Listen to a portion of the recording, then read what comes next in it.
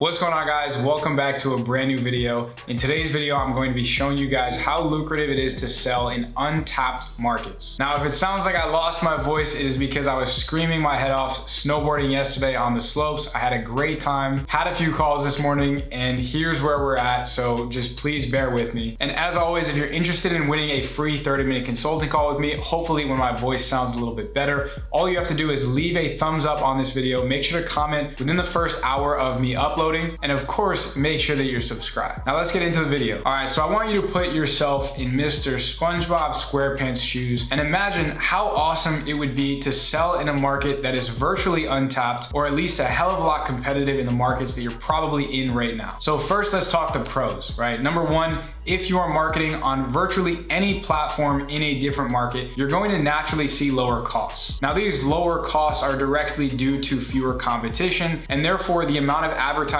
spend in those particular areas is less, so these marketing platforms want to encourage spend in them. Now, the third pro is more consistency, and this consistency is created because less competition dives in when you first initially start running a product, as opposed to, let's say, the United States, where if you're the first to the game for a product, there are going to be 100 people who try to rip that product within 2-3 weeks of you selling it. Whereas in another market in a different country, tailoring towards that specific language, there are going to be a lot less people who are fighting for that product, and there's going to be a longer period of prosperity for you rather than selling in markets that everyone else is selling in. Therefore, not only are you typically going to be more profitable, but since you're going to be more profitable and there's going to be less eyes on your business and your products, you'll usually be able to run them longer and not have to change so many things like you would in the United States if you started getting competition. So generally, you are not only going to be more profitable, but your product is going to last longer simply because there's less eyes on your business and on your products. Number four, you're typically going to see a higher success rate due to the lack of competition. So if you're selling a product that was up and running at a high scale, very profitably, but had a lot of market reach in the United States from 6 months ago, it is likely that there's going to get a negative response from your market, or that there's way too many people trying to compete for that same audience pool. Therefore, the frequency of successful or winning products that you can discover will likely increase. And lastly, a lot of people would consider this a con because it takes a little bit more effort to get things up and running, but selling in untapped markets or with different languages forces you to really build good systems and to make sure that your team building systems and skills are as good as they can possibly be, because you are going to inevitably have to work with other people if you're selling in markets that you're unfamiliar with the native language. Now, some of these difficulties that you might experience in selling in untapped markets is the language barrier. So some great resources that you can utilize to either find people who can assist you or to attempt to translate your landing pages yourself and your ad copy and your video copy are going to be Upwork. Upwork is a great place to find people who can help you with customer service, product page translation. You might even get lucky and find someone who is familiar with the Shopify front end and back end and can help actually upload the products for you, or who knows how to navigate some of the legal pages and the footer columns and understand how to customize the theme so that they can make some of those translations for you. Then we have talent.io and DeepL. These are great resources if you want to translate some of these things yourself, whether it comes to ad copy, product pages, or any other thing that you need to translate. Now, it's probably in your best interest, the way that I like to do it, to have a project manager, someone who knows the Shopify business model, who understands how to market on some of the platforms that you're looking to market on. So some of the more mundane tasks, such as product page translation or onboarding customer service representatives or uploading products or testing products on Facebook, can be done through one skillful person that you can bring on board and compensate handsomely in either the form of equity in the business or just a monthly retainer. Some other helpful things that you might want to have integrated into your business if you're selling in untapped markets are comment moderators, right? Someone who can understand the language in which these comments are coming in. Now, you can use translation tools that Facebook automatically gives you, but sometimes they're a little bit flawed, and you're going to want to put in things like negative keywords that might pop up on your ads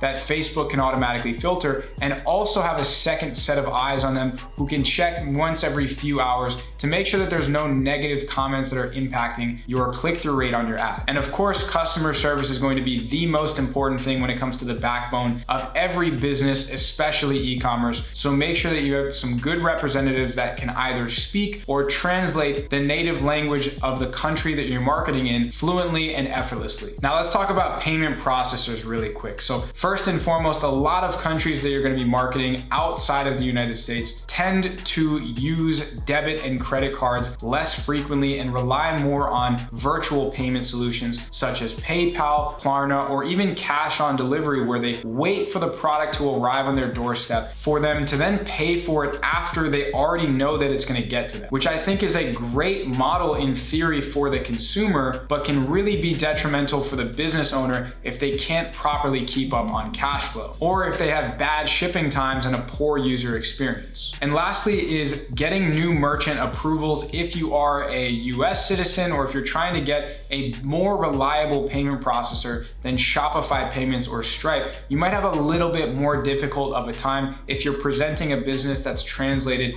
in a completely different language, because sometimes that is associated with higher fraud rates or chargeback rates and things of that nature. Now, it's so important that for the country that you're marketing, you do your due diligence in researching what payment processors are most commonly accepted online so that you can offer that, because by not offering it, you're missing out on probably 40, 50, 60% of that target market when it comes to sales. And if you don't have it on your website, you might not even be able to be profitable. Sorry for the interruption, but I want to quickly announce the winner of the last 30-minute consulting call giveaway. So if you see your name somewhere over here on the screen, make sure that you reach out to me as soon as possible so you can prepare all of your e-commerce and business related questions, and finally have someone to talk to who has been there and done that and can give you all of the advice that I've learned over the last 3.5 years. Now let's get back into the video. And so now the moment that you guys have all been waiting for, what exactly is an untapped market? What's an example of a market that is going to have just as much, if not more, opportunity for profitability, scalability, consistency than the United States, United Kingdom, Canada, Australia, New Zealand, the main countries that everyone targets in the English language. So first and foremost, we have the United States, but targeting non-English speakers, such as the Spanish-speaking market in the United States,